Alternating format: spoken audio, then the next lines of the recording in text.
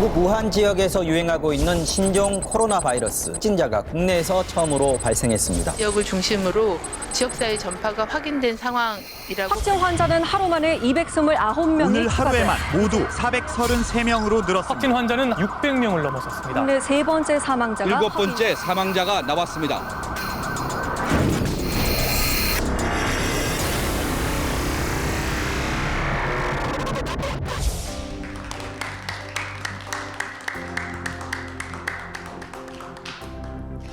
주머니병을 아시나요? 정식 병명은 만성 바이러스성 주머니병입니다. 주요 증상으로는 손을 주머니에 딱 넣고 삐딱하게 보면서 흉을 보거나 아니면 모든 걸 평론가처럼 바라보게 된다고 합니다. 치료 방법 의외로 간단합니다. 이 주머니에서 손을 그냥 빼면 됩니다. 주머니에서 손을 빼고 나니까 의외로 할 수 있는 일들이 많아진다면서 빠른 치유 속도를 보인다고 해요. 이 코로나19가 유행하면서 주머니 병도 함께 유행하는 건 아닌가 걱정이 됐습니다. 이 위기를 함께 힘을 합쳐서 극복해 나가야 하는데 자꾸만 주머니에 손이 들어가서 삐딱하게 바라보려는 그런 마음이 앞섰거든요. 답답하고 조급한 요즘 하루에서 이틀까지 걸리던 코로나19 진단 시간이 6시간까지 감축될 수 있다는 정보를 저희에게 알려주신 분입니다. 감염내과 전문의 이재갑 교수를 지금 만나봅니다.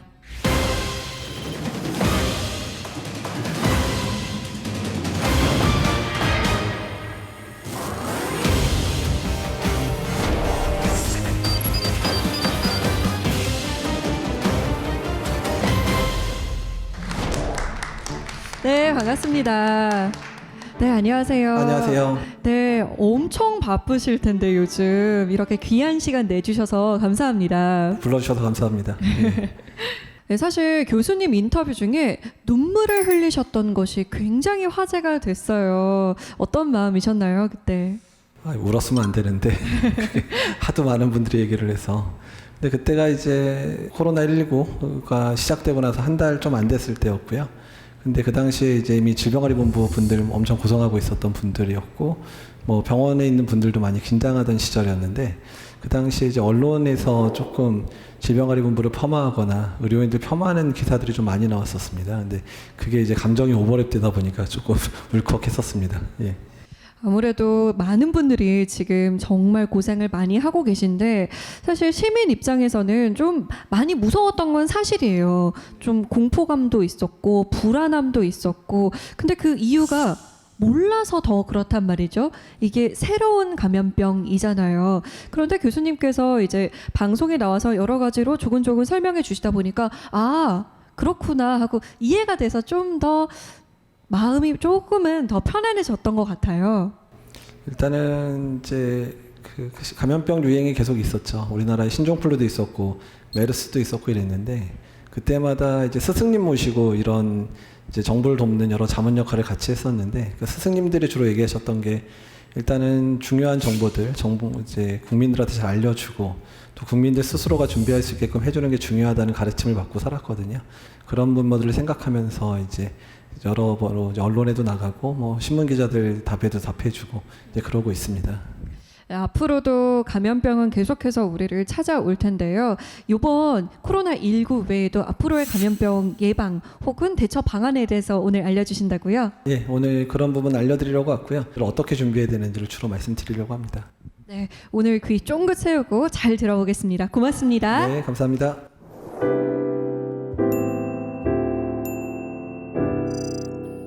제가 주교수 처음 발령 났을 때 2009년이었거든요.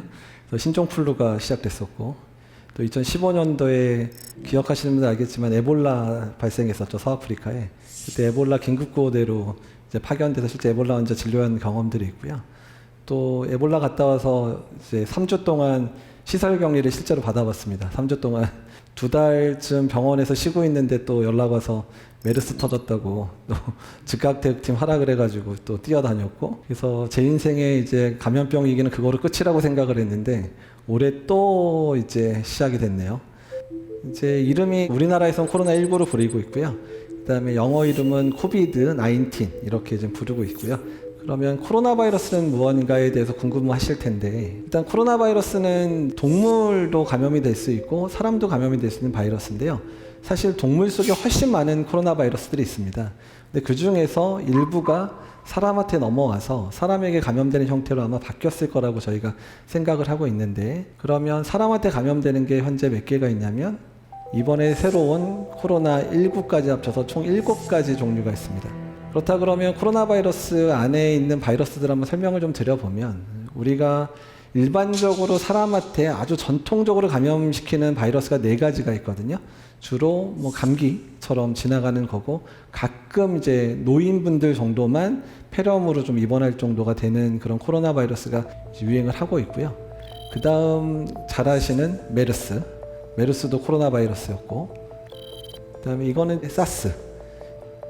그렇다 그러면 코로나19가 이제 하나가 새로 추가가 됐고요.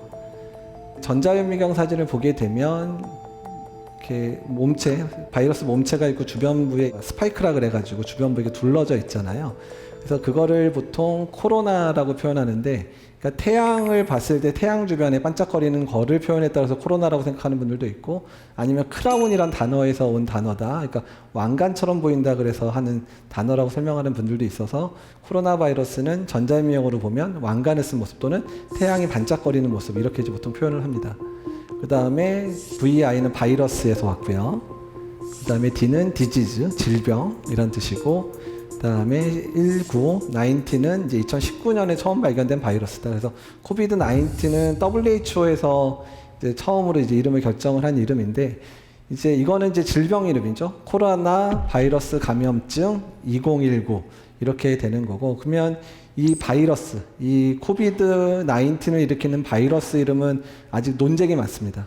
그러니까 이제 여러 학자들 사이에서 사스랑 유사하다는 얘기를 좀 들으신 적 있으시죠? 그래서 아예 뭐 사스 코로나 바이러스 2, 그러니까 사스가 이제 1이었으면 이건 2다. 사스 코로나 바이러스 2라고 이제 불릴 수도 있다라는 부분들 얘기가 나오고 있고, 어떻든 이 바이러스 모두 다 아시겠지만 중국 우한에서 처음 환자들이 발생을 했는데,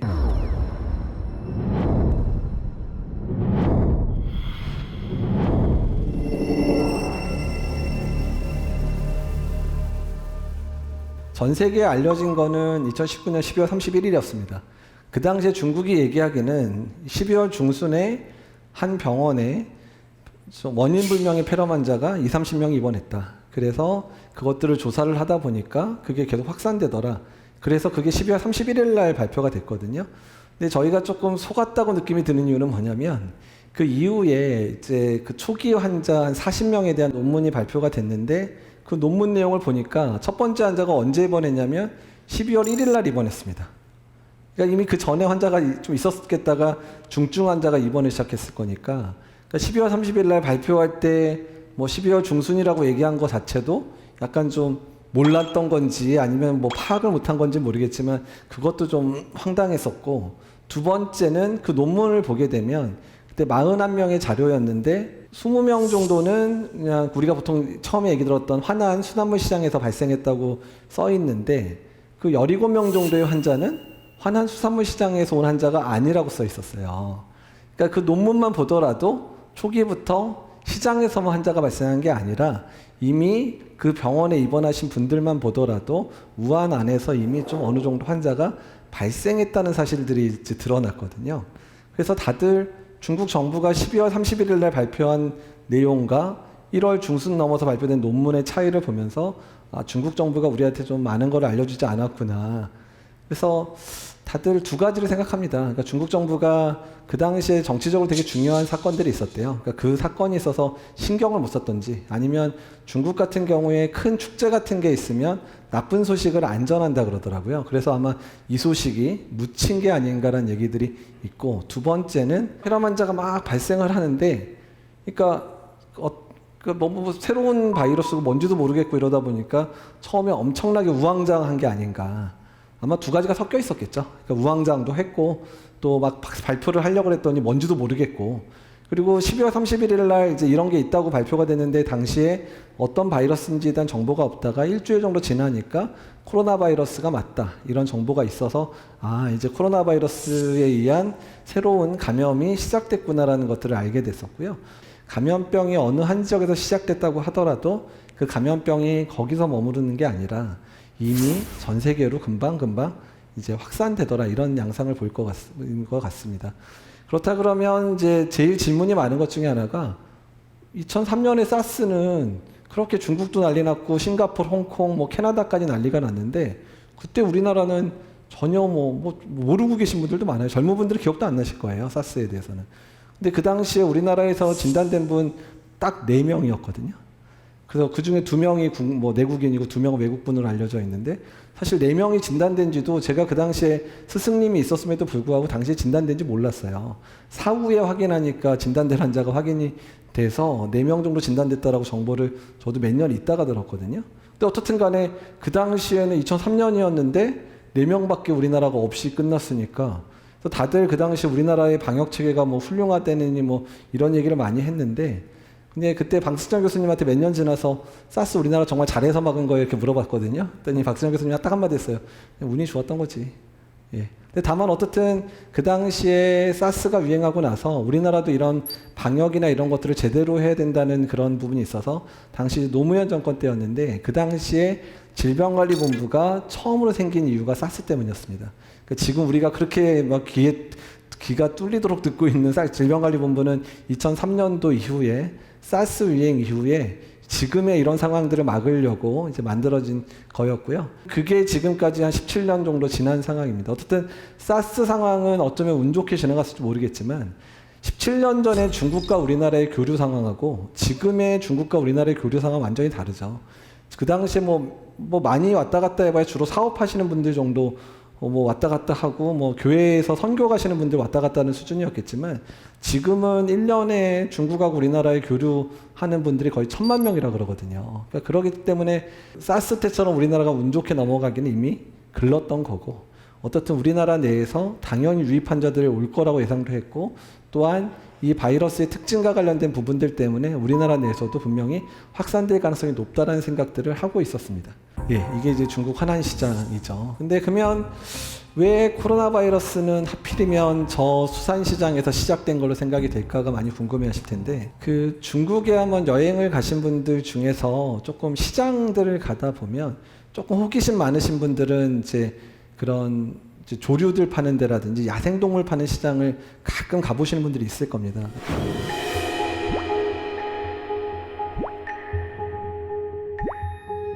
신종 코로나의 발원지 중국 우한의 수산물 시장이라고 알려져 있죠. 이곳에선 코로나 바이러스의 숙주인 닭쥐 등의 야생동물들이 식용으로 거래되고 있었는데요. 코로나 확산을 막기 위해 야생동물 거래가 금지됐지만, 최근에도 중국에서는 위챗 메신저를 통해서 야생동물을 유통한 업자가 붙잡혔는데요. 이 사람의 냉동 창고를 열어보니까 무려 300마리가 넘는 야생동물 사체가 있었다고 해요. 사람에게 발생하는 감염증의 약 70%가 야생동물에게서 온다고 하는데요. 중국에서는 사스가 유행하던 2002년에도 야생동물 불법 유통이 문제가 된 적이 있었습니다. 사스에 이어 신종 코로나까지 겪게 됐는데 이거 느끼는 바가 없는 걸까요? 우리나라는 이제 생닭이라든지 아니면 개나 아니면 그런 동물들 팔 때 시장에서 살아있는 상태로 파는 게 예전에 몇 년 전만 해도 또 일부 시장에 팔았지만, 여러 가지 조류 인플루엔자라든지 이런 문제 때문에 아예 살아있는 동물 파는 것들을 아예 막아버렸습니다. 그러니까 오히려 반려동물들은 이제 반려동물 파는 다른 데서 이제 살 수 있게 돼 있고, 뭐 식용으로 사용하는 동물이라든지 이런 동물들은 반드시 도축이 되지 않은 상태로는 팔지 못하게 몇 년 전부터 막아버렸거든요. 근데 중국도 조류 인플루엔자가 여러 번 있었기 때문에 그런 시장을 많이 막기는 막았지만 다 없애지는 못했기 때문에 이런 살아있는 동물, 특히 야생동물까지 같이 파는, 그러니까 야생동물을 이제 식용으로도 쓸 수도 있고, 뭐 약재, 한약재 같은 걸 쓸 수 있으니까 이제 그렇게 하는 경우들이 많았던 것 같습니다. 근데 화난 수산물 시장 안에도 수산물 시장만 있었던 게 아니라 이런 야생동물, 그다음에 살아있는 동물을 파는 시장이 옆에 같이 붙어 있었다고 하거든요. 이제 동물 사이에 유행하고 있는 코로나 바이러스가 사람한테 넘어오려면 딱 조건이 있는데, 일단 지금 상황에서 이 첫 코로나 바이러스의 조상쯤 되는 바이러스는 아마도 박쥐에서 왔을 거라 생각을 하거든요. 박쥐.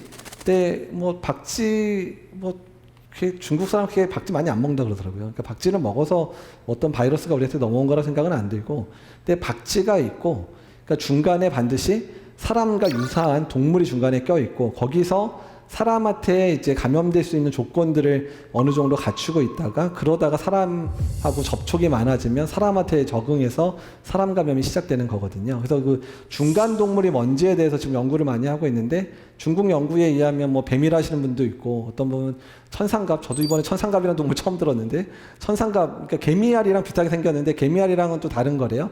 생긴 거는 꼭 갑옷 같은 게 있어서 파충류 같지만 얘도 포유류라고 하더라고요.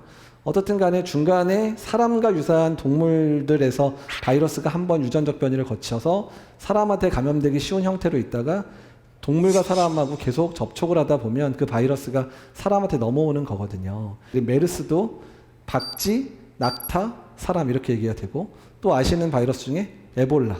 에볼라는 박쥐, 침팬치, 사람 이런 식으로.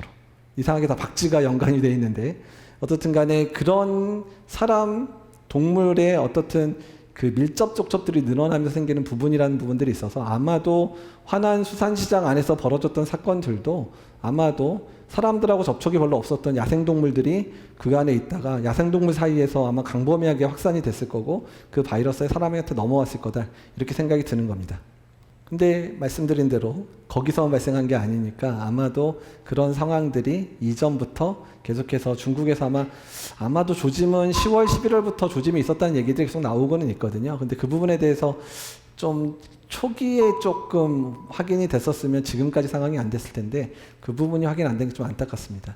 그러면 주요 증상을 말씀을 드리면 열이 나고 기침하고 그다음에 흉부 X선 우리가 보통 얘기하는 이제 흉부 사진에서 폐렴 소견이 보일 수 있고 그다음에 숨가쁜 증상들이 나타날 수 있는데 그러니까 중국이 이제 최근에 이제 한 4만 명에 대한 데이터를 최근에 공개를 했어요.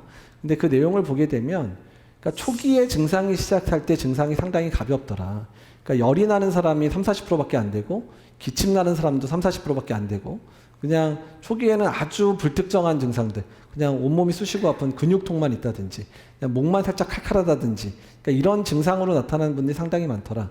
그러니까 초기에 진단된 분들은 이제 그런 감기 증상일 때는 뭐 병원에서 좀 안 가니까 모르다가 한참 진행돼서 폐렴이 생겨서 오다 보니까 다 상태도 안 좋은 것 같고 막 이렇게 나타난 거지 실제로 중국에서 발생하는 많은 수의 환자들은 아주 가벼운 증상으로 나타나고 그 중에서 일부는 중증으로 가서 폐렴도 발생하고 또 뭐 여러 가지 상황으로 뭐 사망도 하고 이런 상황으로 지금 생각이 됩니다.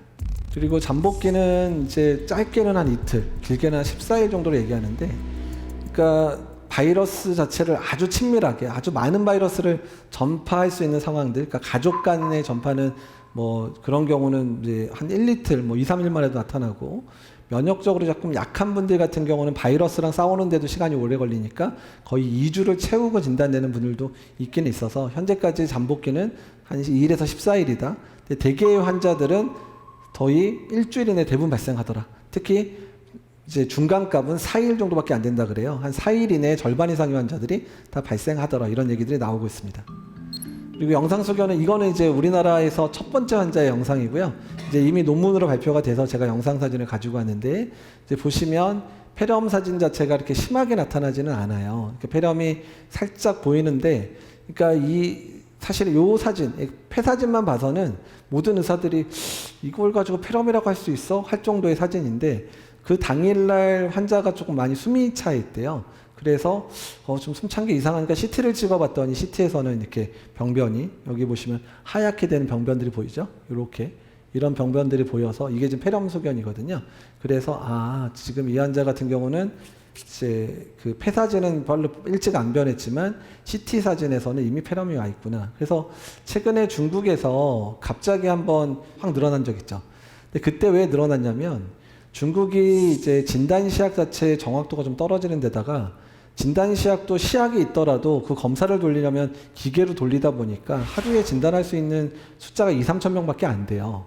그러니까 그러다 보니까 진단 순위 너무 늦어져서 확진이 안 됐는데 뭐 증상만으로 거의 코로나 바이러스 감염이 의심되는데 치료를 안 할 수가 없으니까 진단 툴을 바꿨는데 진단 확진 검사에서 음성일지라도 CT를 찍어서 이런 식으로 폐렴이 보이면 이제 확진 환자로 보겠다. 그러니까 의사의 판단을 더 중요시 여기겠다라고 했거든요. 그러니까 그러면서 갑자기 환자가 15,000명이 확 늘어난 거예요. 그러면 전파와 관련되어 있는 부분에 있어서 사실 질문이 많았고 공기 전파가 뭐고 뭐 비말이 어떻고 뭐 이런 얘기를 상당히 많이 들으셨을 텐데, 그러니까 비말은 뭐냐면 침방울, 사람이 얘기를 하다 보면 침방울이 눈에 안 보이게 막 날라옵니다.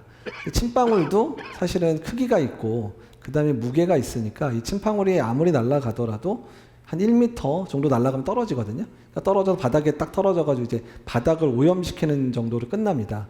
근데 이제 공기전파라고 하는 얘기 많이 들으셨을 텐데, 공기전파는 어떤 거냐면 이 바이러스의 파티클이 상당히 적어서 제가 이렇게 얘기하는 상황에서 바이러스가 그냥 바이러스 자체의 파티클이 이제 날라오게 되니까, 바이러스는 눈에 안 보이는 수준의 작은 파티클이잖아요.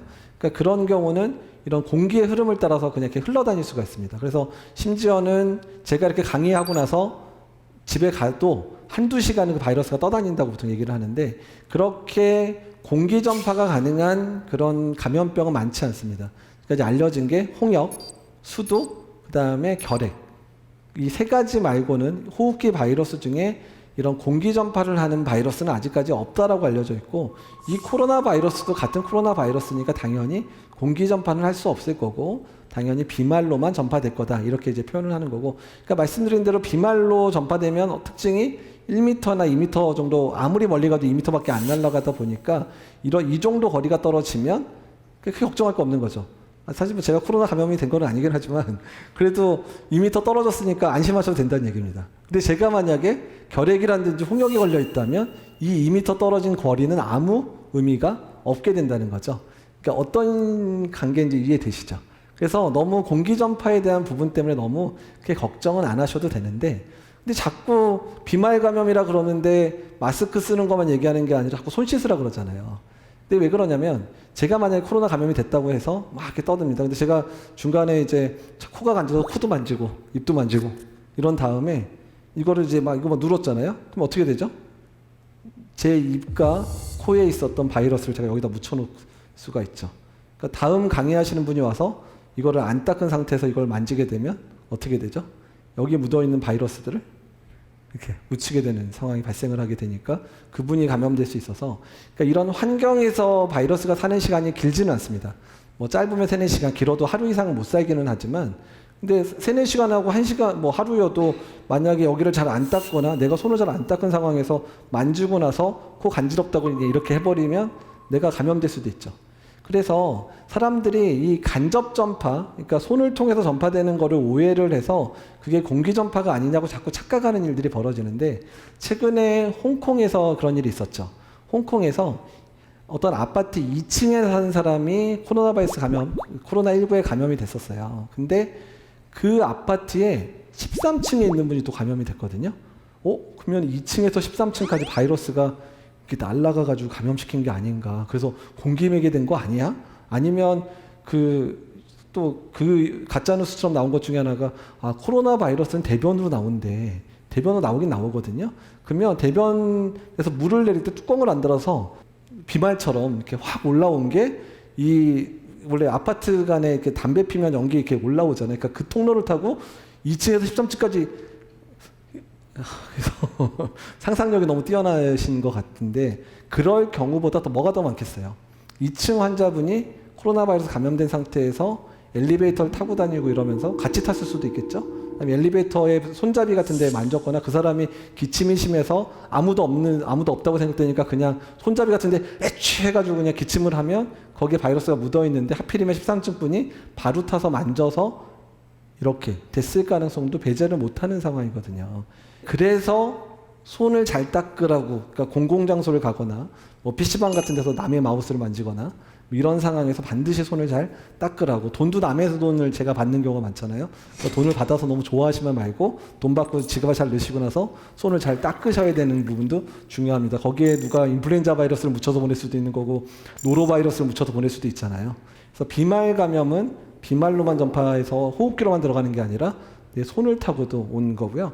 그 다음에 가끔 눈만 쳐다보도 감염되는 거 아니냐 이런 얘기를 많이 하시는데, 그게 왜 그런 오해가 생겼냐면, 결막, 우리가 눈 안구 있잖아요. 안구는 눈물을 흘리시면 눈물이 눈에서만 흘리는 게 아니라 자꾸 코가 이렇게 막 흘러나오잖아요.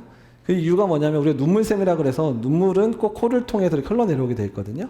그러니까 우리가 바이러스를 손에 묻힌 상태에서 눈을 이렇게 비벼버리면 눈 안에다가 바이러스가 들어가죠. 그러다가 눈물샘을 통해서 코로 넘어오고 코로 넘어온 게 호흡기로 들어가는 거니까 결막으로 들어가는 것도 결론적으로는 뭐죠? 손을 통해서 호흡기로 들어가는 것과 같은 상황이에요. 그래서 눈으로 감염된다? 거짓말은 아니지만 눈만 째려본다고 감염되는 거는 아니다. 이렇게 생각하시면 될 것 같습니다. 그래서 지역사회 전파 발생 가능한 거는 그러니까 우리가 이제 비말로 막 떠들고 다니면서 바이러스가 나오다 보니까 그 바이러스에 감염되는 것도 나오고 손으로도 감염되고 이러니까 지역사회 전파가 잘 되겠죠. 이제 점염력은 기초재생산 지수라고 표현하는데 그냥 쉽게 설명하면 제가 만약에 이제 코로나 바이러스에 감염됐을 때 제가 감염돼서 몇 명을 전파시키는지를 카운트한 겁니다. 그래서 그거를 평균을 낸 거거든요. 그러니까 만약에 제가 한 3명쯤 나타내고 제가 감염시킨 3분이 한두 명을 감염시켜주고 이러면 그거를 전체를 통계를 내면 평균적으로 신종 코로나 바이러스 우리가 얘기하는 코로나19는 한 명 감염됐을 때 몇 명을 감염되는구나 이렇게 이제 통계가 나오는 건데 그러면 볼까요? 그러면 지금까지 나온 통계를 보게 되면 이제 메르스가 그렇게 난리를 치고 막 뭐 대단한 바이러스라고 생각을 했는데 몇 명 감염시켰다고 돼 있죠? 0.4에서 0.9명. 별거 아닌 것처럼 보이죠. 근데 메르스는 좀 이상한 바이러스였던 게 지역사회 내에서는 거의 전파를 못 시켜요. 그러니까 우리나라에서 186명 발생했는데 지역사회 전파 사례는 딱 한 명 있었어요. 어떤 사이였냐면 부부간에. 남편이 먼저 걸렸는데 사모님이 열심히 간호를 하다 보니까 너무 간호를 열심히 하시는 사이에서 감염된 사례 딱 한 사례 말고는 이제 지역사회 전파가 우리나라에 전혀 없었거든요. 그래서 메르스는 지역사회에서는 전혀 힘을 못 쓰는 바이러스고 오로지 어디서? 병원에만 들어가면 한 명이 80명도 감염시킬 수 있고 한 명이 30명도 감염시킬 수 있고 이런 바이러스의 특징을 보여서 메르스는 병원에서 강한 바이러스 이렇게 표현을 합니다. 그러니까 그래서 메르스 때 지역사회에 막 학교가 휴교하고 막 난리를 쳤을 때 모든 감염병 전문가가 다 병원에서 발생하는데 왜 학교를 쉴까 이런 얘기를 했었습니다. 근데 코로나19는 지금 현재 병원에서도 지금 환자가 나오죠. 그러니까 사람이 많이 있는 데라든지 사람 간 전파도 가능한 바이러스여서 현재 한 명이 감염되면 적게는 1.4명, 많게는 3.3명을 감염시키더라. 최근 나온 건 더 높은 3.7명도 감염시킬 수 있다 그러거든요. 그러니까 한 명이 감염돼서 퍼뜨리기 시작하면 3, 4명은 감염시킬 수 있다. 이런 얘기가 나오는 거고 가장 무서운 게 홍역인데요. 몇 명으로 돼 있죠? 15명에서 20명. 근데 홍역은 왜 그럴까요? 아까 잠깐 설명드렸죠. 공기 전파 가능해요. 그러니까 이 정도 떨어져 있더라도 여기 있는 분 중에 홍역 예방접종 안 했거나 홍역에 안 걸렸던 분들은 제가 만약에 홍역에 걸렸었으면 여기서 그분들 다 걸리는 거고요. 아까도 얘기했죠? 얼마까지? 제가 여기서 강의 끝나고 가도 2시간까지 바이러스 날아다니면서 감염을 시킬 수 있는 그런 무서운 바이러스여서 그러면 홍역에 비해서는 코로나19는 아주 무섭지는 않지만 그래도 지역사회에서 아주 용이하게 전파되는 바이러스다. 그러면 우리가 몸소 체험했던 신종플루는 몇 명으로 나오죠? 1.4, 1.6? 설마 이런 생각이 들죠. 근데 이 1.4에서 1.6은 그러니까 자연적인 그런 감염 형태를 본 게 아니고 신종플루 같은 경우는 다행이었던 건 뭐냐면 타미플루 같은 치료제가 있었죠. 그리고 백신이 있었잖아요. 만약에 신종플루가 백신이나 치료제가 없었으면 거의 코로나19 정도 수준 됐을 거다. 3명에서 4명 정도 전파될 거다라고 생각은 하고 있습니다. 그러니까 지금 상황에 저희가 좀 두려워하고 어려워하는 이유는 뭐냐면 신종플루도 지역사회 감염이 주도인 거였지만 신종플루는 치료제도 있고 백신도 있었으니까 그 한결 좀 그래도 안심이 되는 상황인데 지금 코로나19는 치료제라고 하는 것도 그냥 딱 타미플루처럼 인플루엔자는 타미플루 이런 특효약이 아니라 여러 연구를 통해서 이거 좀 효과가 좀 있을 것 같다 정도의 약자밖에 없다 보니까 우리가 느끼는 심리적인 압박이 좀 크다는 겁니다. 한때 무증상 전파에 대한 얘기들이 상당히 많았고 이게 독일에서 처음 확인이 됐는데 이게 논문 발표되고 나서 정말 일주일 동안 내내 전화를 받았습니다. 무증상 전파 돼요? 돼요? 아니 뭐 가능은 할 수 있지만 이렇게 많이 전파는 안 돼요. 이렇게 답을 했는데 근데 사실은 논문이 잘못됐다라고 추후에 밝혀졌는데 그 무증상이라고 여겼던 분이 목도 좀 안 좋고 좀 근육통이 있어서 타이레놀 먹은 게 확인이 됐어요. 추후에. 그래서 이 논문은 아마 철회되거나 아마 문제 있는 논문으로 이제 끝날 것 같아서 일단 무증상 전파는 불가능한 건 아닙니다. 가능은 한데 다만 무증상 전파기에는 바이러스의 그런 양이 적다 보니까 상당히 적게 나타나는 부분이고, 다만 이 코로나 바이러스는 무증상기였다가 증상이 발현되는 초기에 아주 전파가 용이하게 되더라. 그러니까 아주 가벼운 증상을 가지고 여러 명을 감염시킬 수 있는 바이러스인 거는 맞기는 맞습니다. 그래서 치명률을 이제 보여드리면, 이제 사망률 보여드리면 다들 되게 이제 겁나잖아요. 사스 뭐 9%에서 10% 얘기 나왔고, 메르스는 전 세계를 따지면 한 38% 됩니다. 근데 우리나라에서 한 21%. 그러니까 우리나라가 그만큼 또 중환자 치료를 잘한다는 얘기기도 하지만, 그래도 그렇게 열심히 해도 20%는 사망을 했었고요. 코로나19는 보여드리면 중국에서의 사망률은 한 3% 정도 되고요. 그러니까 여기서 중요한 거는, 근데 우한에서의 사망률은 한 3.2% 정도 돼요. 근데 우한 외에 중국의 다른 도시들에서의 사망률은 0.3%밖에 안 되고요. 그다음에 중국 외의 국가들의 사망률도 아무리 높아봐 0.5%밖에 안 되거든요. 그러면은 왜 우한하고 다른 중국 내 지역 외국은 차이가 날까요? 우한이 뭐 의료시설이 안 좋아서? 그러진 않습니다. 우한이 1000만 도시예요. 1000만 도시고 거기에 뭐 2000병상짜리 큰 병원도 있고 이런 상황인데, 왜 그러냐면 환자 수가 너무 많아서입니다. 너무 많아서. 그러니까 우리가 그냥 상상력을 발휘해서, 우리 서울시에서 만약에 우한 같은 상황이 발생해서 6만 명의 환자가 한 달 사이에 발생을 했고, 그 중에 10,000명이 중환자실을 가야 돼요. 그리고 그 중에 3,4천 명이 인공호흡기를 달아야 되는 상황이 발생을 한다고 가정을 하면 서울도 감당할 수 있는 수준이 아닙니다. 제가 사실 이런 이제 응급 상황을 대비하는 연구를 한번 한 적이 있었는데, 우리나라 전국의 중환자실 침대 수가 11,000개예요. 그리고 인공호흡기가 10,000대 있어요. 근데 이미 중환자실 11,000개와 인공호흡기 10,000대는 이미 다른 병 때문에 환자들이 쓰고 있죠. 아마 80-90% 쓰고 있을 거고 1-20%만 남아있을 거거든요. 근데 만약에 서울에 환자가 10,000명 발생하고 중환자가 1,000명 발생을 해버리면 이미 서울만 해도 인공호흡기 부족하고 중환자실 부족한 상황이 발생할 수밖에 없어요. 그러니까 중국 안의 우한 상황은 이미 너무 많은 환자가 발생하고 중환이 발생해서 환자들을 치료를 제대로 할 수 있는 상황을 벗어났기 때문에 그래서 사망률이 높은 거고, 그 외의 지역들은 그래도 아직까지 환자가 많지 않다 보니까 어느 정도 치료를 제대로 할 수 있어서 사망률이 낮은 거로 보입니다. 그러면 우리나라도 어떻게 조심해야 될까요? 일단은 환자 수가 많아지면 안 되죠. 그러니까 환자 수 최소화 전략, 그 다음에 중환자 생겼을 때 정말 치료를 적절히 하는 이런 게 필요하고요. 또 다른 측면에서는 우한 같은 경우는 지역사회 전체가 만연하잖아요. 만연하니까 어떤 문제가 생기냐면 80-90대 할머니 할아버지들도 걸릴 수 있고, 뭐 심장병 안 좋은 분, 간 안 좋은 분 이런 분도 걸릴 수 있죠. 모두가 걸릴 수 있으니까. 그러니까 상태가 안 좋은 분이 걸리니까 사망률이 높아요. 보시면 한쪽 하얗게 변한 게 폐렴이거든요. 저 정도 폐렴이면 중환자실 갈 정도가 되거든요. 이쪽 보면 그래도 많이 좋은 분들이 있어서, 그러니까 똑같은 병이라도 어떤 사람은 저렇게 심하게 오고 어떤 사람은 아주 가볍게 올 수 있는 그런 병이라는 걸 보여주는 겁니다.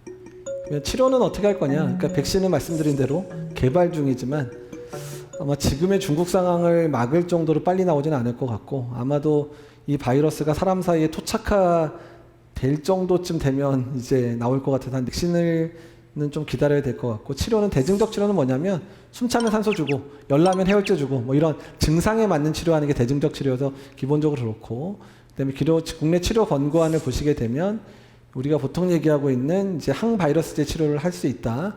그 중에 약제들, 그러니까 특히 폐렴 소견이 있는 사람은 적극적으로 치료를 하자. 그래서 권장되는 약들은 일단은 이제 보통 항바이러스 치료 중단은 이제 치료가 어느 정도 증상이 좋아지면 끊는다는 얘기가 나와 있고, 약제는 주로 칼레트라라 그래서 항바이러스입니다. 우리가 보통 얘기하고는 HIV 감염 환자들한테 쓰는 약인데, 그 약제가 코로나 바이러스도 효과가 있다 그래서 우리가 메르스 때도 이 약을 좀 썼었거든요. 여튼 뭐 칼레트라가 중요하다기보다는 쓸 약이 없다 보니까 조금이라도 효과 있는 약을 갖다 쓰자 이런 거로 쓰는 거고, 일부 효과가 있다 얘기가 나오곤 있습니다.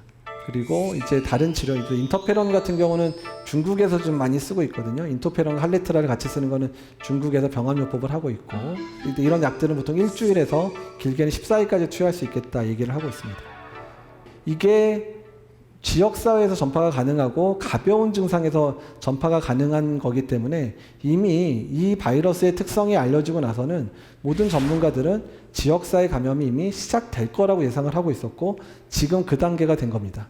그래서 지역사회 내 감염을 저지하고 발생하더라도 최소화하는 전략을 해서 많은 환자가 감염되지 않게 하는 노력들을 지금 열심히 해야 되는 단계고, 우리나라 내에서 감염병 확산이 본격적으로 되려고 하는 상황에서는 정부에서 발표하는 정보를 반드시 숙지하셔야 됩니다. 그래서 심각 단계로 간다 정도 되면 이제는 내 스스로 준비, 반드시 이제 정부만의 노력으로 이제 이룰 수 없는 상황이 된 거구나. 내 스스로 나를 준비하자. 손위생 한 번 씻었으면 두 번 씻고, 마스크도 이제 사람 많은 데 갈 때는 마스크 반드시 착용을 하고, 이제 특히 고위험군들, 연세가 많으시거나 만성질환 앓으신 분들은 되도록이면 외출 삼가고, 외출을 하셔야 되면 반드시 마스크를 착용하게 하는 그런 정책이 이제부터는 본격적으로, 사실은 마스크 많이 소진시켰는데 지금까지는 그렇게까지 할 필요 없으셨는데 이제는 마스크 정말 잘 착용하고 다녀야 되는 시기가 이제 된 겁니다.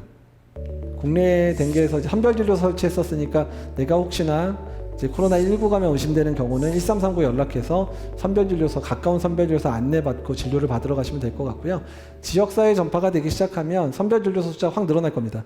확 늘어날 거고, 일부 의원이라든지 작은 병원들도 환자를 볼 수 있게끔 정부가 지정을 시작할 거여서 그런 정보들 다 이제 질병관리본부 홈페이지에 다 어느 병원이 진료하는지 다 써 있거든요. 그래서 그런 부분 확인해서 움직이셔야지, 그냥 아무 병원이나 가서 진료해줘 그러면 진료를 못 받는 수도 생기니까 꼭 1339 전화해서 어느 병원 가야 되는지, 어느 보건소를 가야 되는지를 확인을 받으시면 될 것 같습니다. 어쨌든 현재까지 이제 진단까지는 이제 6시간까지 많이 단축은 됐는데, 다만 이제 검사 숫자가 확 늘어날 수가 있기 때문에 조금 이제 병원 내 여러 가지 절차 때문에 조금 시간이 길어질 수 있어서 어떤 병원마다 짧게는 6시간, 길게는 하루 정도 지금 결과 통보 시간이 걸리니까 그 부분들은 검사 결과 언제 나오는지 꼭 체크를 하시고 하시면 될 것 같습니다. 그리고 지역사회 감염 모니터링과 관련해서는 이제 이건 병원들이 고민할 텐데, 폐렴 환자들에 대해서 일단은 선제 격리를 해서 폐렴 환자 중에 이제 코로나19 감염이 없는지를 지금 확인하는 작업들을 대개 병원들이 시작을 했고요. 그 다음에 인플루엔자 걸린 사람들의 이제 가래라든지 검체를 모아서 검사를 하고 있는데, 그 검사 체계에 코로나 바이러스 검사도 추가해서 장기적으로 우리나라 내에 계속 유행이 있을지에 대한 부분들을 이제 조사를 시작을 했습니다. 그래서 유행의 조짐, 일단 전면적 검사 격리 시행, 또 피해 최소화 전략으로 이제 넘어가는 단계이기 때문에 현재로서는 이제 지금 열심히 검사해서 확진자를 빨리 이제 찾아내는 단계가 지금 시작됐다고 보시면 되고, 이제 환자가 좀 더 늘어나면 피해 최소화 전략으로 넘어가겠다, 이렇게 생각을 하시면 될 것 같습니다.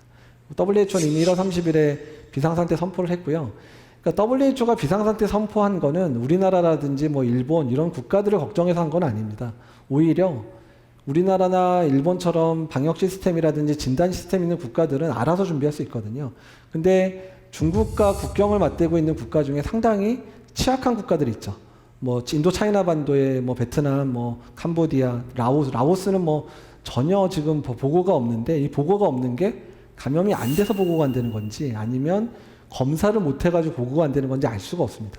그래서 WHO가 지금 제일 고민하는 거는 일부 그런 취약한 지역에다가 이런 진단을 해줄 수 있는 이제 실험실을 만들어줘서 그 국가에서도 이런 환자가 있는지를 모니터링하는 데 좀 주안점을 두고 있거든요. 그래서 WHO를 열심히 도와야 되는 이유는, 만약에 중국은 뭐 난리를 쳐가지고 뭐 통제도 되고, 우리나라, 일본, 뭐 싱가포르 이런데 뭐 정부가 돈을 엄청 투자해서 잘 막아내면 그냥 유행이 종식되는 단계까지 언젠가는 오겠죠. 근데 뭐 잘 못 사는 국가, 뭐 중앙아시아의 일부 국가나 뭐 이런 이제 인도 차이나 반도에 있는 국가들이나 뭐 이런 국가에서 완전히 토착화돼 버리면 거기가 추후에 또 소스가 될 수 있는 거죠. 거기서 또 여행 갔다 온 분들이 국내에 또 감염돼서 들어올 수 있는 상황들이 발생을 하기 때문에 취약한 국가들에 대해서 WHO가 충분하게 지원을 해줘야 되기 때문에, 사실 우리나라가 지금 우리나라 코도 석자, 제 코가 석자기 때문에 도와줄 방법이 별로 없지만 일부는 WHO나 이런 데 자금을 좀 동원해서 그런 국가들을 예방을 하는 게 앞으로 우리나라의 안전을 위해서도 중요하기 때문에 그런 부분도 고려할 필요가 있습니다. 모든 사람 마스크 써라. 근데 오히려 그 정도 되면 어떻게 해야 되죠? 그냥 대부분 외부 활동을 자제하시고 집에 계시는 게 중요하고, 특히 더 중요한 건 뭐냐면 호흡기 증상이 있는 분들이 밖에 다니시면 안 됩니다. 내가 가벼운 기침, 가벼운 콧물, 가벼운 게 열이 나더라도 그런 분들이 집에 계셔서 본인 스스로 이제 열심히 좀 자가 치료하시고 좀 버티셔서 나으면 그분들이 밖에 다니면서 누군가한테 전파시키는 상황들을 만들면 위험하잖아요. 그런 분들이 안 돌아다니면 밖에 돌아다니는 사람이 마스크를 쓰고 다니는 이유가 사실 없죠. 그러니까 그런 면에서 호흡기 증상 있는 분들은 절대로 이제 외출을 삼가시는데 병원 갈 때는 또 가셔야 되잖아요. 그때는 어떻게 하셔야 돼요? 꼭 마스크를 쓰고 가셔야 된다는 거. 그리고 또 한 가지는 의료기관 방문할 때 꼭 마스크 쓰셔야 됩니다. 최근 여러 번 봤지만 환자들이 그냥 병원에 갑자기 그냥 밀고 들어가가지고 그렇게 병원 자체에서 이제 확산되는 일들이 생길 수 있기 때문에 병원에 방문하실 일 있을 때는 반드시 어떻게 마스크를 쓰셔야 되고 진료 목적에 병원 가는 거는 최대한 하시면 안 된다. 내가 아파서 갈 때만 가셔야지 병문안도 굳이 가실 필요 없고요. 이럴 때는 안 가주시는 게 병원도 돕는 거고 환자분도 돕는 거다. 이 생각 좀 해주시면 좋겠습니다. 신종감염병의 위기가 닥칠 때 가장 힘든 거는 이게 어떻게 될지 모른다는 겁니다. 저희가 2, 3주 전부터 이런 상황을 예측은 했어요. 언젠간 오겠지. 근데 솔직히 말씀드리면 저희 입장 전문가들은 한두 주는 좀 늦게 시작할 줄 알았어요. 1, 2주는 좀 더 늦게 발생할 거로 생각했는데 이 코로나 바이러스는 어떻든 우리가 생각한 것보다 한두 시간 빨라요. 아차, 또 얘가 빨랐구나. 계속 이런 상황이라 그만큼 예측이 힘든 바이러스라는 거고요. 두 번째는 초기 정보의 교류에 제한이 있어서 이 바이러스가 얼마나 전파를 잘 시키는 건지, 얼마나 많은 사람이 위험한 건지 이런 부분이 정보가 없다 보니까 정말 머리가 너무 아팠거든요. 너무 머리가 아프고 그 정보도 빨리 안 주니까 진단시약 만들 때도 중국에서 정보를 줘야지 이 진단시약을 만드는데 정보가 늦다 보니까 없는 날, 그래서 거의 진단시약 만드는 팀하고 전화통화를 하면 지금까지 계속 밤새고 있어요. 지금까지 계속. 현 상황에서 우리나라의 대응 단계는 일단은 지역사회 전파 상황을 최대한 틀어막아야 된다. 그리고 환자 발생 수를 최대한 줄여야 된다. 이런 상황이고, 일단은 그렇게 노력하더라도 어쩔 수 없이 이거는 지역사회 전파를 되게 잘할 수 있는 바이러스여서 어느 정도는 확산이 될 거다. 그러니까 그런 확산이 되는 상황에서는 개인적인 위생의 노력들이 정말 중요하더라. 그래서 재밌는 사실 하나 말씀드리면, 이번에 이제 코로나19가 유행을 시작을 하면서 황당한 사건이 벌어진 게 있는데, 인플루엔자 유행이 갑자기 끝났어요. 인플루엔자가 원래 2, 3주 더 갔어야 되거든요. 근데 코로나19가 딱 터진 다음에 사람들이 손을 엄청 열심히 닦고 그 다음에 마스크도 열심히 쓰다 보니까 그냥 인플루엔자가 갑자기 확 수그러들었어요. 그만큼이나 손위생이 그만큼 중요하다는 거를 인플루엔자 유행까지 잡았구나라고 할 정도로 손위생이 중요한 거, 마스크 쓰는 게 중요하다는 걸 이미 보여준 상황이라 앞으로 계속 손위생, 앞에 있는 분 계속 손을 닦으시는데 예, 꼭 손 열심히 닦으시고, 앞으로 무슨 일이 일어날 것인가, 예, 저도 잘 알고 싶은데 모르지만, 그렇지만 전문가들, 특히 우리나라의 질병관리본부에 있는 전문가들이나 민간 전문가들이 사실 불철주야 지금 노력을 하고 있습니다. 그래서 어떻게 하면 국민이 안전한 삶을 살 것인가에 대해 노력을 하고 있고요. 그래서 제가 지금 들어가 있는 카톡방이 한 30개쯤 됩니다. 거기서 수많은 아이디어들이 나오고 수많은 정책들이 만들어지고, 또 만들어진 정책들을 계속 질병관리본부에 제시하고, 질병관리본부는 그거를 어떻게 시행할까 고민해서 시행을 하고 있고, 이런 단계들이 거치고 있으니까 일단 정부랑 그다음에 이제 그 의료진들을 믿어주셨으면 좋겠고요. 어쨌든 계속 당부드리는 거는 여기 계신 분들뿐만 아니라 이 방송을 듣는 분들 스스로가 같이 노력을 해주시면 조금은 어려울 거예요. 아마 앞으로 한 달은 상당히 어려운 기간 지낼 거거든요. 그러더라도 언젠가는 이 문분이, 이 코로나19도 우리가 생각할 때 큰 문제가 아니었겠구나, 좀 힘들게 한번 거쳤구나 정도로 끝날 수 있지 않을까 생각합니다. 예, 이거로 강의는 마치겠습니다.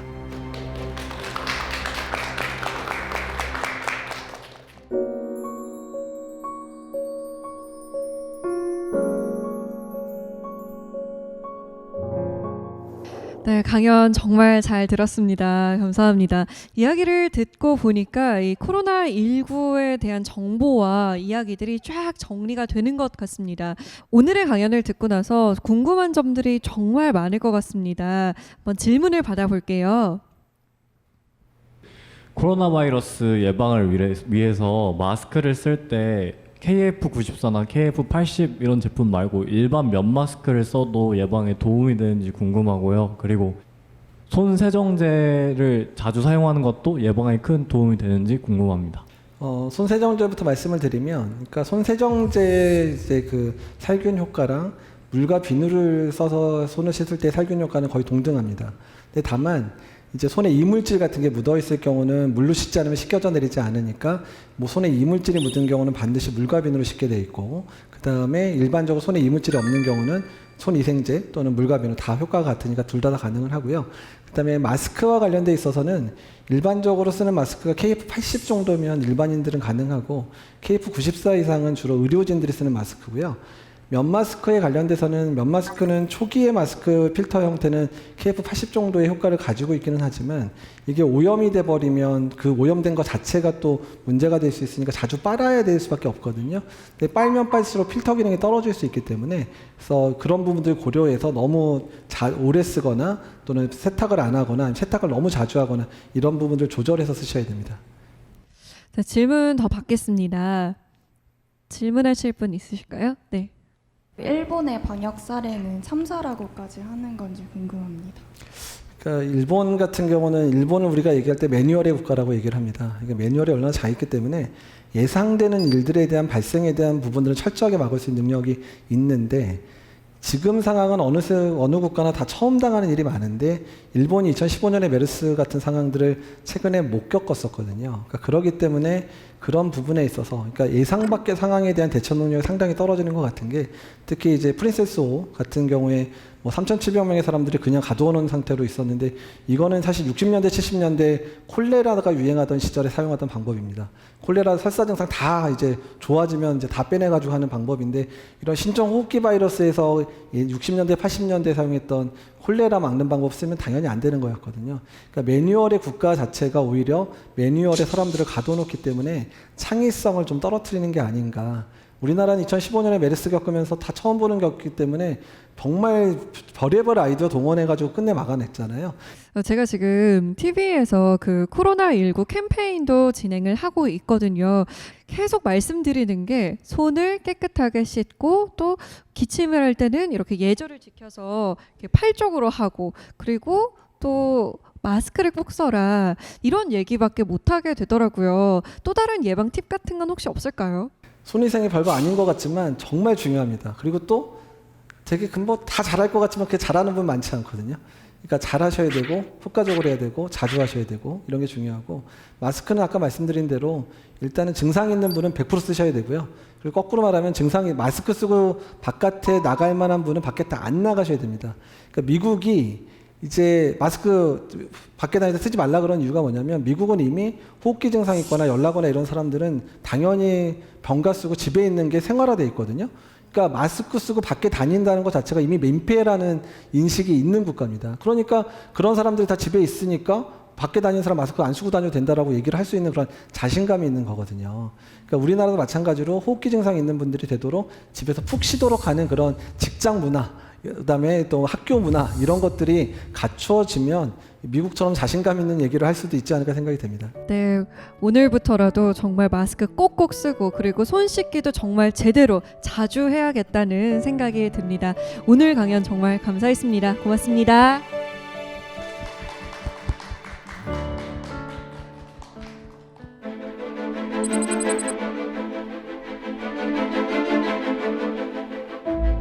사람의 염색체 하나하나에는 수십 내지 수백 개의 유전인자가 있는데 그중 단 하나가 한 사람의 생애를 바꿔놓을 수 있다고 합니다. 그만큼 사람이란 불가사의한 존재라는 의미겠죠. 우리의 염색체 중에 또 어떤 부분이 힘을 내어서 오늘의 위기를 극복하고 또 새로운 내일을 만들어낼지 가만히 한번 지켜봐야겠습니다. 사색의 공동체 스미다 다음 시간에 찾아오겠습니다. 고맙습니다.